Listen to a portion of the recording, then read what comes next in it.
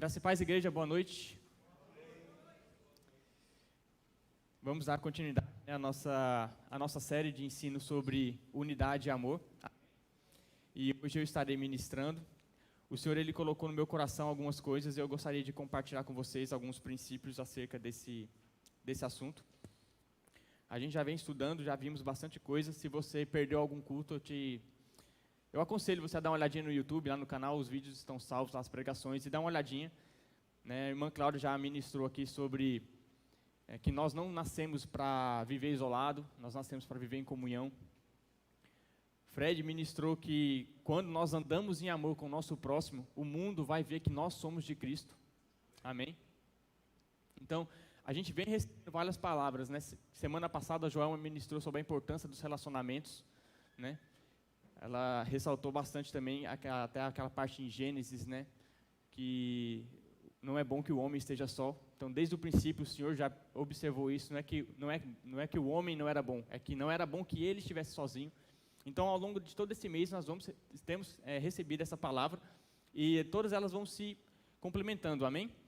Então, eu recomendo que, se você perdeu alguma dessas ministrações, segue lá e acompanha, amém? E até recentemente eu ministrei sobre unidade na igreja, foi num culto, acho que foi um culto de ensino também. A gente estava num mês livre, né, de tema livre, e o Senhor colocou no meu coração, e naquela ocasião eu ministrei sobre decepção, né? A ideia era você permanecer em unidade, permanecer em amor, mesmo além das decepções. Porque é muito fácil a gente andar em unidade com a pessoa, andar em amor com alguém que é perfeito, alguém que faz tudo o que eu quero, do jeito que eu quero, alguém que combina comigo em tudo. Então, é muito fácil. A gente vê a prova, o teste mesmo da unidade, o desafio da unidade, quando somos desafiados, né? Quando a gente passa por algum tipo de decepção. Mas eu não vou falar sobre isso hoje. A palavra que o Senhor colocou no meu coração é um pouquinho diferente. Eu creio que vocês vão ser abençoados, assim como eu fui abençoado. Amém? Eu queria começar lá em Romanos, no capítulo 12.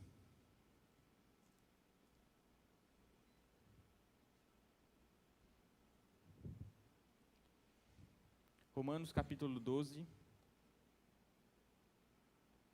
no verso 17.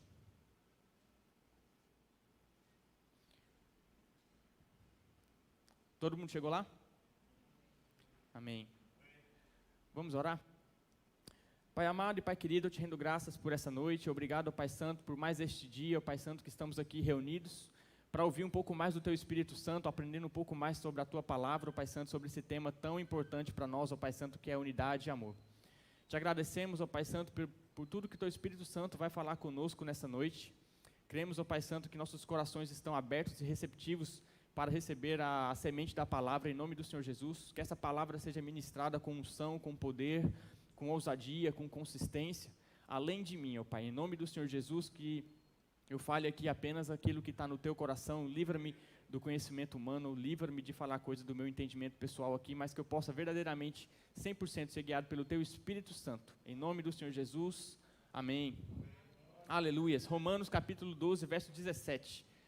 A palavra diz assim, eu quero ler nessa versão, até pedir para a Rafa colocar, Romanos 12, 17, não paguem a ninguém mal por mal, procurem fazer o bem diante de todos, verso 18, se possível, no que depender de vocês, vivam em paz com todas as pessoas, amém? Então, eu quis ler essa versão específica porque ela é bem clara, ela bota, se possível, e no que depender de você, faça tudo o que for possível para viver em paz com todos. Se Paulo colocou esse se possível, colocou essa condição, quer dizer que pode existir alguma situação que não vai ser possível. Pode acontecer algum momento, alguma situação na sua vida que não é possível, mesmo no que depende de você, no que tange a você, no que está sob o seu poder fazer, você não vai conseguir permanecer em paz com todos. Então, se Paulo colocou isso aqui, eu entendo que em algum momento não vai ser possível. E é interessante que na vida, quando a gente vai vivendo, trabalho, escola, faculdade, você vê que onde tem pessoas, tem problema. O erro é pensar que as pessoas são o problema. Mas, na verdade, pessoas têm problemas. Pessoas não são problemas. Um problema você elimina, você soluciona. Uma pessoa, você aperfeiçoa, você treina, você disciplina. Amém? Então, existe essa diferença bem clara. Vamos lá para Mateus capítulo 5.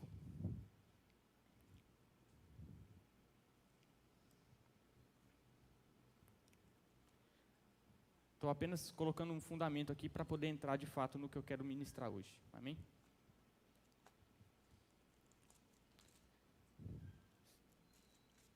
Mateus capítulo 5, nós vamos ler ali a partir do verso 9. Nós vamos ler apenas o verso 9. Amém? A palavra diz assim: bem-aventurados os pacificadores, pois serão chamados filhos de Deus. E aqui, eu só gostaria de pontuar que a palavra é bem clara, ela diz bem-aventurados os pacificadores, e não os pacíficos. Porque existe uma diferença. Existe uma diferença em você ser pacífico e você ser pacificador. Pacífico é aquela pessoa neutra, ele não quer entrar em problema. Ele é uma pessoa pacífica, evita confusão, evita problema. Então, se a gente estivesse aqui na igreja e estivesse rolando alguma confusão, aqui, alguma briga, alguma discussão, e um pacífico entrasse por aquela porta, quando ele visse a confusão, ele ia olhar a bagunça, a gritaria, ele ia, opa, vou ficar por aqui, vou esperar o negócio se resolver ali, quando resolver eu volto, não quero confusão, eu sou uma pessoa pacífica. Pacificador, ele busca a paz, ele tem uma ação, então ele não apenas quer viver em paz ou apenas fica no seu canto. Um pacificador é aquela pessoa que busca a paz. Então, no meu exemplo, se estivesse rolando alguma situação aqui dentro e chegasse um pacificador, quando ele visse aquela situação, ele ia chegar, opa, peraí pessoal, o que está acontecendo? Vamos se organizar aqui, vocês são irmãos em Cristo. Qual que é o problema? Como eu posso ajudar vocês? Como a gente pode resolver esse problema? Esse é o pacificador. E a palavra está dizendo aqui bem clara, que os pacificadores é que serão bem-aventurados. Nós fomos chamados para ser pacificadores, e não apenas pacíficos. Amém? Então, em Romanos, a palavra está dizendo, se possível, no que depender de você, faça tudo para viver em paz. E aqui em Mateus capítulo 5, a palavra está dizendo, olhe, os pacificadores, aqueles que de fato buscam a paz, que trabalham pela paz, que fazem alguma coisa pela paz, estes são bem-aventurados. E aí é onde eu entro no tema que eu quero compartilhar hoje. Eu quero falar justamente sobre conflito. Nós estamos no mês falando sobre unidade, sobre amor, mas a gente sabe que vão existir situações na nossa vida que a gente não vai conseguir, talvez, ficar ou se posicionar, que pode vir alguma coisa para tentar quebrar a nossa unidade, para tentar quebrar a nossa comunhão. E aí a gente precisa saber como lidar com isso. Eu creio que nós estamos num culto de ensino, e eu creio que o Senhor ele tem algumas coisas para nos ensinar nessa noite com relação a isso. Então, vamos supor que nós estamos numa situação como essa. Não foi possível. Você não conseguiu, dentro do que estava ao seu alcance, manter a paz com todo mundo. Então, a gente entrou num conflito. Como que a gente faz para sair desse conflito? Existem alguns passos que eu listei, estudando, o Senhor compartilhando algumas coisas, e eu listei alguns passos. Ao todo são 7. E o título dessa ministração, para quem está anotando, são 7 passos para a reconciliação. Esse é o tema da ministração, e eu gostaria de começar com o primeiro passo. O primeiro passo, em busca da reconciliação, a primeira ação. O que a gente... entrei, estou numa confusão, Henrique, não consegui evitar, a pessoa me provocou, ou aconteceu alguma situação, eu caí de paraquedas aqui, estou no meio dessa confusão, como é que eu faço? Primeiro passo, fale com Deus sobre conflito. Para nós cristãos isso é bem óbvio, mas é porque muitas vezes a nossa carne, ela pode querer primeiro e falar umas verdades para a pessoa. Então alguém pisou no meu calo, alguém falou alguma coisa que eu não gostei, normalmente a nossa primeira atitude, a nossa primeira ação, a nossa carne, ela quer ir lá e falar algumas verdades para aquela pessoa. Dizer algumas coisas para ela. Mas nós temos que primeiro falar com o Senhor. Às vezes, a nossa primeira vontade é postar alguma coisa no Instagram, fazer um story, fazer um post, mandar uma indireta para alguém. Não, estou meio chateado aqui com o fulano falou aquilo, fez aquilo, está falando pelas minhas costas, vou dar um jeito aqui. Aí solta a indireta no Instagram, entra no grupo do WhatsApp, vai no grupo da igreja, e aí rola o bafafala dentro. Misericórdia. Mas a nossa primeira atitude tem que ser falar com o Senhor, falar com Deus sobre o conflito. E sabe o que é interessante? Ele não vai ficar surpreso. Não vai ser novidade para Deus. Não vai chegar, Senhor, aconteceu uma situação, o fulaninho falou isso para mim, eu falei assim, o Senhor não vai falar assim, é mesmo? Senhor, Fred chegou, me chamou a atenção de uma forma que eu não gostei, de uma forma grosseira, não sei o quê, aí Senhor, e foi mesmo. Deus não vai ficar surpreso, porque Ele sabe todas as coisas. E o interessante de você buscar primeiro o Senhor é que talvez o problema foi você. E aí, o Senhor ali mesmo, naquele momento, o Senhor já pode quebrantar seu coração, pode abrir seus olhos, e você pode entender, poxa, acho que talvez fui eu que pisei na bola, talvez se eu tinha uma responsabilidade, eu não honrei com aquela responsabilidade, aí Fred é meu supervisor, por isso que ele veio me chamar a atenção, e ele não veio me chamar a atenção porque ele quer o meu mal, ele veio me chamar a atenção porque ele quer o meu bem, ele quer que eu cresça, que eu avance. E aí talvez a gente consiga evitar um problema, em vez de eu comprar briga com o Fred, sair falando para as pessoas. Primeiro a gente fala com Deus, a outra tentação é falar com as pessoas. Você viu o que o Fred fez? Estou dando exemplo, viu? Você viu o que o Fred fez? Você viu o que ele falou para mim? Você viu como ele agiu? E tenta colocar outra pessoa no meio. Primeiro fale com Deus. Então o primeiro passo para a reconciliação, eu creio que é falar com Deus. Segundo passo, está lá em Mateus capítulo 18. Vamos abrir lá rapidamente. Segundo passo em busca da reconciliação. Mateus capítulo 18. (18, 15). Olha o que a palavra diz. Se o seu irmão pecar contra você, vá e a sós com ele mostre-lhe o erro. Se ele ouvir, você ganhou seu irmão. O segundo passo em busca da reconciliação é tomar a iniciativa. É você tomar a iniciativa. Está ali, aconteceu um problema, caiu no meu colo aqui, fulaninho eu acho que me entendeu errado, né? Não tive nem tempo de falar com o Senhor, porque caiu agora. Situação, tome a iniciativa. E olha o que a palavra diz. Se o seu irmão pecar contra você, não é se você pecar contra o seu irmão. Porque às vezes a gente pensa que, não, se eu fiz alguma coisa errada, então eu vou ter a iniciativa de falar com ele. Mas a palavra está dizendo, se alguém fez algo contra você, você toma a iniciativa de falar com ele. E ele fala aqui, a sós. Então não é também aqui no meio da igreja, não é no meio da empresa, no corredor da empresa, vou lá tomar satisfação agora, no meio da empresa, no meio da situação toda acontecendo. Ele fala a sós, chama o seu irmão a sós, converse com ele, para poder tentar alinhar, e aí ele diz aqui, se ele te ouvir, você ganhou o seu irmão. E outra coisa interessante aqui é, fale com ele, não é fale com o pastor. Se a pessoa tivesse escrito assim, se o seu irmão pecar contra você, vá até seu pastor e fale por ele. Como é que é, Henrique? Eu não posso procurar e falar com o meu pastor? Não, não é isso que eu estou querendo dizer. Você deve, só que acho que não é a primeira coisa que você deve fazer. É porque às vezes, pastor me corrija se eu estiver errado, mas acho que qualquer situaçãozinha que acontece, corre para o pastor. Pastor, o fulaninho falou tal coisa de mim. Pastor, o ciclaninho fez tal coisa para mim.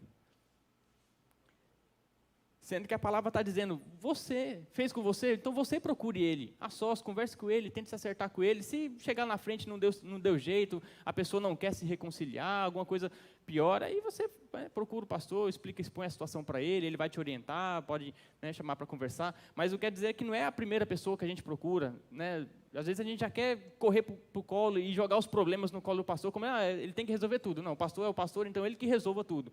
Sendo que são coisas que somos nós que temos que resolver mesmo. A palavra está dizendo, vá você e fale com o seu irmão. Vá você e fale com o seu irmão. E é interessante que a palavra diz que nós temos que falar, nós temos que tomar iniciativa, porque no mundo tem aquele ditadozinho que diz que o tempo cura todas as feridas. Só que isso não é verdade. Se o tempo curasse feridas, a fila do SUS, o pessoal estava sendo curado lá na fila. Porque o tempo cura todas as feridas. E aí tem gente que pensa, não, deixa isso quieto, né? Não, deixa o fulano para lá, eu vou ficar para cá, e o tempo vai curar essa ferida aí. Não vai. Não vai. A gente tem que tomar iniciativa e tem que buscar. Terceiro ponto, terceiro passo, em busca da reconciliação. Filipenses no capítulo 2.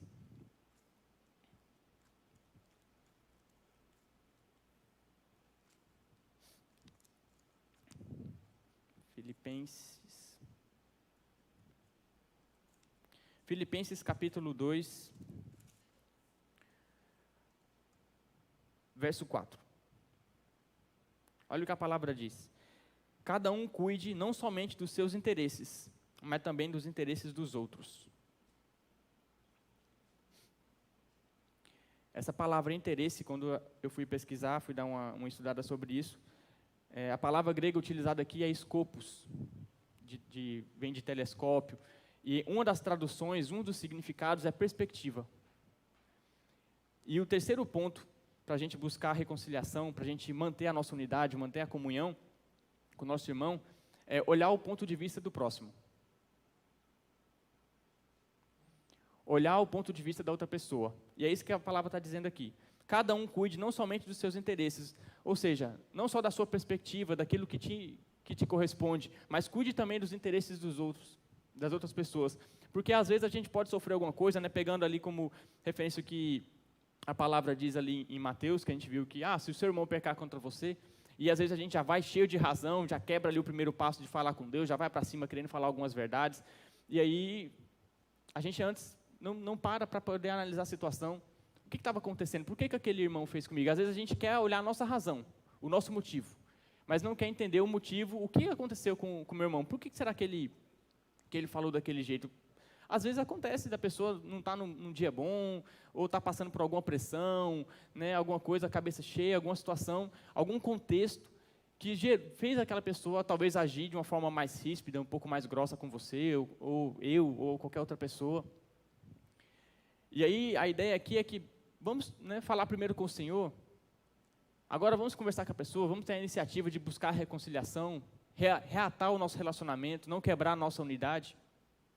E a gente não pode chegar de qualquer jeito. Não, eu vou lá, eu vou tomar a iniciativa, mas eu vou chegar para poder expor para ele o que eu achei, o que eu estou sentindo. A gente tem que ir para buscar a reconciliação. E a melhor forma é entender o ponto de vista. Por que será que o fulaninho, Fred não é assim?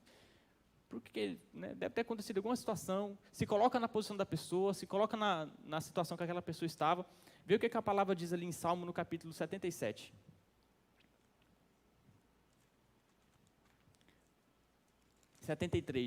Salmo 73.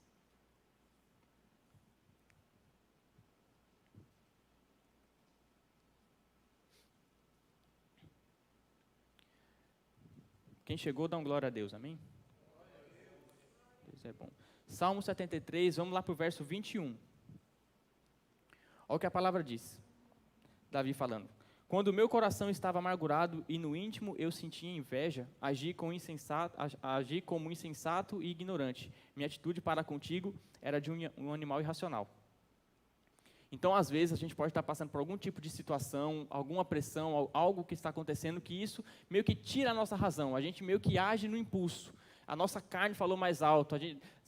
Na realidade, não era aquilo que eu pensava, não era aquilo que eu queria fazer, mas naquele momento, naquele impulso, como o próprio Davi diz aqui, em alguns momentos eu estava com a minha carne passando por alguma situação, alguma pressão, e eu agi como um animal irracional, ou seja, eu não pensei no que eu fiz, eu não agi, né, conforme eu agiria em uma situação normal.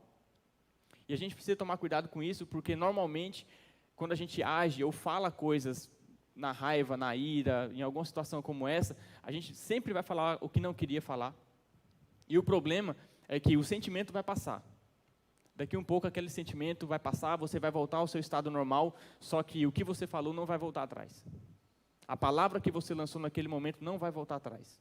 A decisão que você tomou, às vezes a gente toma uma decisão na pressão, em uma situação equivocada, a gente está com o ânimo ali, a flor da pele, a gente toma uma decisão. Depois de um tempo, quando o seu sangue esfriar, você raciocinar, colocar a mente no lugar, quando você pensar sobre aquilo, você vai pensar, poxa, só que agora é tarde, você já tomou a decisão, você já agiu, a decisão não vai voltar atrás. O seu sentimento voltou, mas a decisão já foi tomada. 4 passos em busca da reconciliação. Confesse a sua parte. Muitas vezes, quando a gente escuta a versão de alguém, a versão daquela pessoa, quando você escuta a versão dela, ela está certa. Acontece uma situação, o pai tem 2 filhos lá, os meninos brigou. Aí quando um deles vem contar a história para o pai, né, na história que o filho veio contar, o filho estava certo. Fala, não, como é que seu irmão fez isso com você? Aí quando você vai ouvir A outra versão da história é você ver que teve algo a mais. A pessoa não agiu do nada, ela foi provocada, teve alguma coisa ali que provocou aquela atitude. E muitas vezes é isso. Muitas vezes a gente até sofre algum tipo de afronta, alguma situação desse tipo, mas a gente precisa olhar para nós mesmos e ver, será que eu não provoquei isso de alguma forma? Será que em algum momento eu não disse algo que não deveria? Será que em algum momento eu não deixei de dizer algo que deveria ter dito? Nós não somos perfeitos. Nós estamos caminhando em busca dessa perfeição, né? O nosso alvo é Cristo, estamos caminhando e, eventualmente, isso vai acontecer. A gente precisa ter a humildade de olhar para nós mesmos nessas situações e enxergar o que será que eu fiz de errado aqui, como será que eu posso mudar isso? E isso faz toda a diferença quando a gente vai fazer ali o segundo passo, que é tomar a iniciativa, porque quando você olha para si mesmo, identifica, poxa, né, fulaninho realmente foi grosso comigo, eu não deveria ter feito aquilo, mas se eu tivesse feito isso aqui antes, talvez eu poderia ter evitado essa situação, ou talvez isso que eu fiz foi correto. E quando você chega na pessoa, a pessoa já fica, né, naquela expectativa, já está com 3 pedras na mão, já alguma situação desse tipo, e aí quando você chega e pede desculpa, já começa a pedir desculpa. Meu irmão, queria pedir desculpa para você, aquele dia eu acho que eu fui um pouco grosso com você, eu falei alguma coisa, a pessoa estava com 3 pedras na mão, já para poder te atacar, para poder revidar, para poder discutir com você, mas aí o fato de você já chegar pedindo desculpa, você já quebra a defesa daquela pessoa, e aí ele já coloca a mão na consciência e fala, rapaz, eu também vacilei com você me desculpa aí, me perdoe. Não era aquilo que eu queria ter feito, eu não sou desse jeito. E aí você vai contornando a situação. E eu estou falando tudo isso justamente porque o inimigo, ele é especialista em destruir unidade. Porque ele sabe que quando nós estamos unidos, nada pode parar a gente. Então, a forma do inimigo tentar destruir a igreja, tentar parar a igreja, desde os primórdios até hoje, é causando divisão. Então, ele fica jogando as setas, criando situações, ocasiões, para gerar esse tipo de contenda, esse tipo de situação. E a gente precisa saber lidar com isso. Porque o inimigo, ele é especialista nisso. Então, ele está sempre buscando uma estratégia, buscando uma forma de fazer isso. E nós precisamos estar atentos. Amém? Quinto passo. Esse passo aqui eu acho muito importante. Quinto passo, ataque o problema e não a pessoa. Olha o que a palavra diz em Provérbios, no capítulo 15.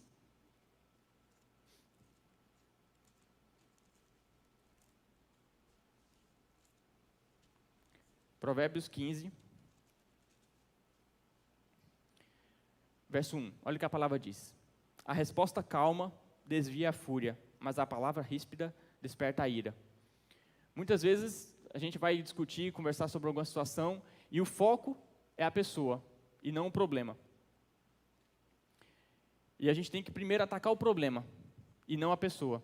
E a palavra está dizendo aqui que a resposta calma, ou seja, a forma de você responder, a forma de você falar, ela já vai desviar a ira daquela pessoa. Então quer dizer que como você fala algo é tão importante como o que você está falando. E é até interessante que muitas vezes a gente se lembra do que sentiu em uma determinada situação, que alguém disse algo para a gente, mas a gente não se lembra do que a pessoa falou. Muitas vezes você esquece das palavras que a pessoa disse, mas o sentimento que aquele gerou dentro de você está lá ainda, vivo. Domingo a gente estava com Abda e José conversando, e aí entrou no assunto de casamento, e a Yara falou, olha, não, no nosso casamento, Henrique fez os votos, e ele arrasou, e falou muito bem, foi muito lindo, as pessoas ficaram emocionadas, eu chorei horrores, não sei o que, aquela coisa toda. E aí Abda perguntou, mas qual foi o voto? O que ele falou? Ah, não lembro, faz tanto tempo. Mas o sentimento daquelas palavras dentro dela ainda estava bem vivo. Ela se lembrava do que aquilo causou nela. Algum de vocês aqui em algum momento já foi humilhado por alguém? Talvez você não se lembre do que aquela pessoa falou para você, mas eu tenho certeza que você se lembra do sentimento que você sentiu quando ela falou. Não é verdade? E é exatamente isso que a palavra está dizendo. A forma como você fala algo, às vezes é mais importante do que aquilo que você está falando. E na nossa vida, nos relacionamentos, existem algumas coisas que eu chamei aqui de palavras que são bombas nucleares. Está aí rolando a guerra da Rússia e da Ucrânia. E apesar de todo esse tempo, tantas pessoas que já morreram, todo o dinheiro que já foi gasto, todo o problema que isso causou, a gente ainda não viu falar de bomba nuclear. E a humanidade, o mundo todo hoje sabe e tem o consenso de que se houver uma guerra nuclear, acabou-se tudo. Então é por isso que mesmo os interesses conflitando, Ainda existe esse bloqueio, porque sabe que a partir do momento que a galera botar as bombas nucleares para jogo, não vai ter vencedor. Morre todo mundo, acabou-se. E no nosso relacionamento, em conflitos, em conversas, em situações, existem algumas palavras que a gente fala que são como bombas nucleares. Não vai existir ganhador. Um exemplo, rotulação. Quando você já rotula a pessoa. Tive um problema com o Fred, e aí eu chego para resolver com o Fred e falo, ó Fred, tá rolando um esquema aí, eu vim conversar com você para alinhar, porque eu sei que você já é um mentiroso mesmo, então eu já vim aqui já para poder botar tudo em panos limpos aqui, para não ter problema. Rotulei. O cara é mentiroso, acabou-se. A partir daqui, nada mais que eu falar, ele vai ouvir. Existe mais ganhador nessa conversa. Ó, fulaninho, eu vim aqui conversar com você, porque né, você já é meio fofoqueiro mesmo, então eu já quero eu mesmo tratar com você aqui para não ter problema. Então é aqui no cara a cara, pronto, rotulou, bomba nuclear, acabou. Não importa mais o que você vai falar, não importa mais o seu argumento, não vai ter vencedor nessa conversa aí. Comparação. Não sei se vocês aqui em algum momento já ouviu ou já falou o famoso tá agindo igual sua mãe. Você é igualzinho seu pai. Eu já falei, eu já ouvi. E é o tipo de argumento, bomba nuclear, acabou. Ah, está tendo a discussão ali do casal, alguma coisa, né, algum desentendimento. Ah, você é igualzinho seu pai. Acabou-se, acabou-se. Comparação, comparou com alguma coisa. Ah, você é igual o fulano, você... Porque a pessoa já não quer mais saber do seu argumento, o que você está fazendo. A questão ali é que você já rotulou aquela pessoa. Você não está atacando mais a discussão. Ah, não, a gente estava discutindo aqui se a gente ia comer na pizzaria ou se a gente ia para o shopping. Agora a gente já está atacando um ao outro. O problema que era onde a gente ia almoçar foi esquecido. Agora a questão é um atacar o outro, um difamar o outro, um agredir o outro. Sexto passo, coopere o máximo. Faça o máximo possível para buscar a reconciliação.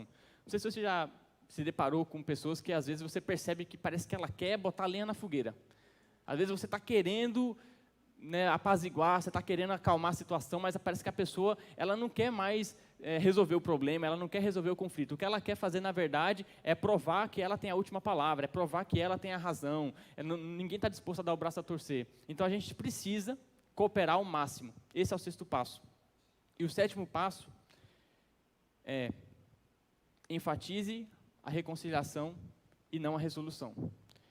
Quando a gente leu lá no começo em Romanos falando que, se possível, pode existir alguma situação que não vai ser possível. Nem todo mundo pensa como eu penso, nem todo mundo gosta do que eu gosto, age da forma que eu ajo, faz as coisas conforme eu acho que tem que ser feito. E, eventualmente, pode surgir alguma situação que você fala, aqui a gente não vai chegar em lugar nenhum, mas para a gente não perder o nosso relacionamento, vamos focar na reconciliação, em vez de focar na solução do problema. Alguém vai ter que abrir mão, alguém vai ter que ceder. E a gente já viu que o segundo passo é tomar a iniciativa. Talvez seja a gente mesmo que precise tomar essa iniciativa para poder restaurar, recuperar o relacionamento, porque o relacionamento ele é mais importante do que o conflito, do que a solução daquele problema. E eu não sei se vocês perceberam, mas como o nosso país ficou polarizado depois dessa eleição. Hoje em dia, até pregar a palavra está mais difícil. Até pregar a palavra está mais difícil, porque muita gente aí no mundo rotulou a gente como, a maioria dos cristãos votaram no Bolsonaro, então é bolsominion, é gado, é não sei o quê. Aí quem votou no Lula, não, é ladrão, faz o L, corrupto, é preguiçoso, não quer trabalhar. Rotulamos as pessoas, fomos rotulados. E aí quando você vai pregar a palavra para alguém, você vai evangelizar alguém, a pessoa já olha para você com um rótulo. Você precisa quebrar a barreira do rótulo que foi colocado em você para você falar de Jesus. Eu não vim aqui falar de política, eu não vim aqui falar de eleição, eu não vim falar de nada. Ah, mas você votou, não votou? Votei, mas eu não vim falar eu vim falar de Jesus.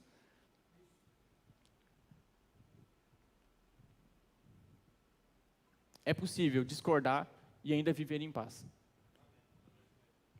Eu posso discordar de alguma pessoa, ter uma opinião diferente e conseguir conviver em paz, viver em paz com ela sem problema. É possível. Eu creio que era essa palavra que o Senhor tinha colocado no meu coração. Apenas recapitulando aqui os passos. Primeiro passo, fale com Deus sobre o seu conflito. Antes de falar com as pessoas, antes de né? Antes mesmo de falar com a própria pessoa, busque direção do Senhor, busque instrução do Senhor. Segundo passo, tome a iniciativa, né? Dê o primeiro passo, vá em direção, vá em busca, né? Se esforce para poder reconciliar. Terceiro passo, tente enxergar o ponto de vista do outro, tenta ver, né, se o motivo, o contexto, a situação. Confesse a sua parte, né? Veja se existe algo que compete a você. Quinto passo, ataque o problema e não a pessoa. Sexto passo, coopere ao máximo. E sétimo, enfatize a reconciliação e não a resolução. Se você vê que não vai chegar em canto nenhum, foque no relacionamento. Amém? Vamos ficar de pé? Creio que vocês foram abençoados. Amém. Pai amado e Pai querido, eu te rendo graças, ó Pai, por este momento. Obrigado pela Tua palavra que foi ministrada. Que a Tua palavra possa verdadeiramente, ó Pai Santo, encontrar o bom solo dos nossos corações e produzir fruto, Pai Santo, em nome do Senhor Jesus. E que nós possamos, de fato, enxergar, ó Pai Santo, cada um como irmãos em Cristo, ó Pai Santo. Que nós possamos verdadeiramente amarmos uns aos outros, ó Pai Santo, e nos esforçarmos ao máximo, sempre que possível, em busca dessa paz, em busca dessa boa reconciliação. E conforme já foi ministrado aqui, quando o mundo olhar para nós e ver a nossa unidade, ver o nosso amor, eles verão que nós estamos em Cristo e Cristo está em nós. E assim ficaria mais fácil concluirmos o nosso propósito, o nosso chamado, que é a reconciliação, né? Nós precisamos nos reconciliar com nossos irmãos para trazer o mundo, reconciliar o mundo com o Senhor, reconciliar o mundo com Cristo. Amém? Eu te agradeço, Pai Santo, porque o Senhor é bom e fiel e nunca muda. Em nome do Senhor Jesus, amém. Aleluia.